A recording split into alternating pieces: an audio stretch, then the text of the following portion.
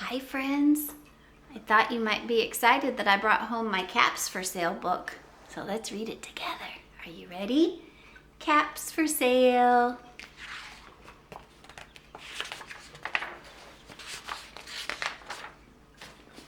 Once there was a peddler who sold caps. But he was not like any ordinary peddler carrying his wares on his back. He carried them on top of his head.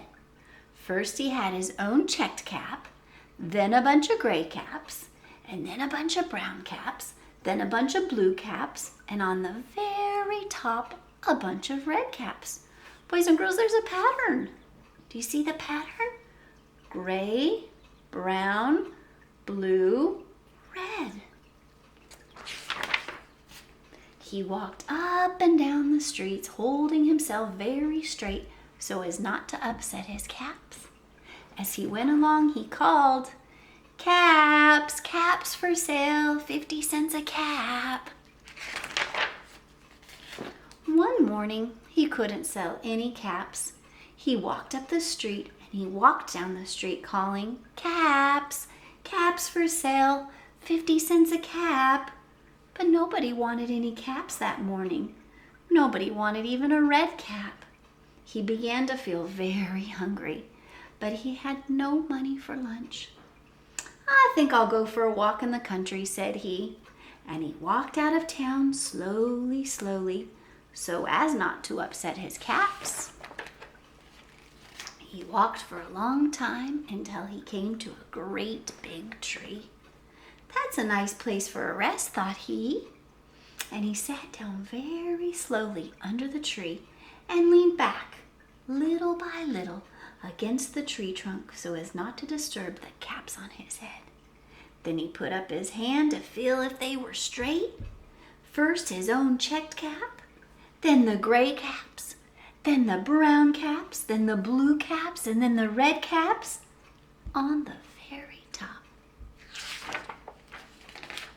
They were all there, so he went to sleep. He slept for a long time. When he woke up, he was refreshed and rested. Uh-oh, do you see something that I see? But before standing up, he felt with his hand to make sure his caps were in the right place. And all he felt was his checked cap. He looked to the right of him, no caps. He looked to the left of him, no caps. He looked in the back of him, no caps. And he looked behind the tree, no caps. Then he looked up into the tree. And what do you think he saw? Boys and girls, do you know what's up there? Let's find out. On every branch sat a monkey, and on every monkey was a gray or a brown or a blue or a red cap. The peddler looked at the monkeys. The monkeys looked at the peddler. He didn't know what to do. Finally, he spoke to them. "You monkeys, you," he said, shaking a finger at them. "You give me back my caps." But the monkeys only shook their fingers back at him and said, "Sss, sss, sss." This made the peddler angry.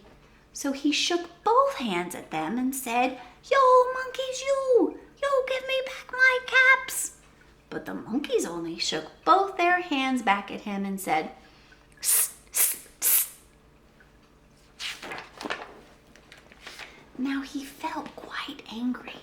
He stamped his foot and he said, "You monkeys, you better give me back my caps." But the monkeys only stamped their feet back at him and said, "Tss, tss, tss." By this time, the peddler was really very, very angry, and he stamped both his feet and he shouted, "You monkeys, you must give me back my caps." But the monkeys only stamped both their feet back at him and said, "Tss, tss, tss." At last, he became so angry that he pulled off his own cap, threw it on the ground, and began to walk away. Does he look angry?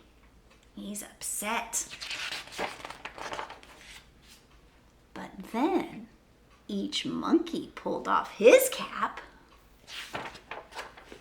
and all the gray caps and all the brown caps and all the blue caps and all the red caps came flying down out of the tree.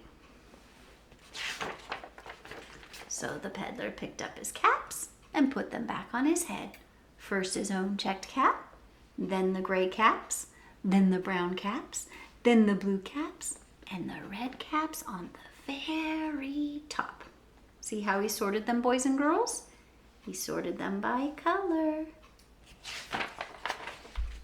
And slowly, slowly he walked back to the town calling, "Caps! Caps for sale! 50 cents a cap!" And boys and girls, I hoped you liked Caps for Sale. We'll read more books together soon, okay? Bye.